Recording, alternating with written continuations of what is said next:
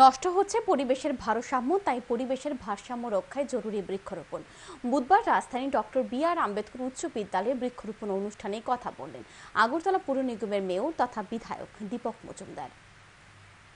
নির্বিচারে চলছে বৃক্ষচ্ছেদ, নষ্ট হচ্ছে পরিবেশের ভারসাম্য, এর প্রভাব পড়ছে মানব জীবনের উপর, বাড়ছে ক্রমশ তাপমাত্রা।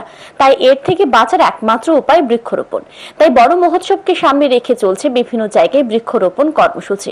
বুধবার রাজধানীর ডক্টর বি.আর. আম্বেদকর উচ্চ বিদ্যালয়ে হয় বৃক্ষরোপণ অনুষ্ঠান ইকো ক্লাবের তরফে। উপস্থিত ছিলেন বিধায়ক দীপক মজুমদার, পুর নিগমের mayor in corporator Tusharkanti Bhattacharya, corporator Jahnavi Das Chowdhury, বরিষ্ঠ সাংবাদিক সঞ্জীব দেব, সমাজসেবী সঞ্জয় সাহা সহ অন্যান্যরা।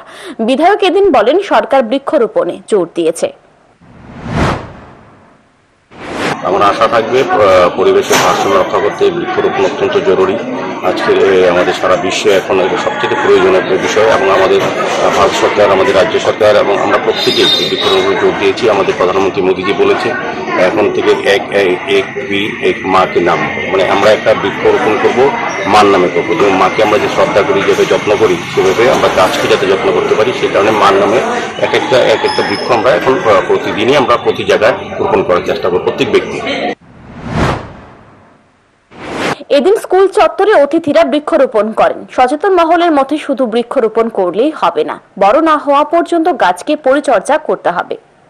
Bureau report, news today.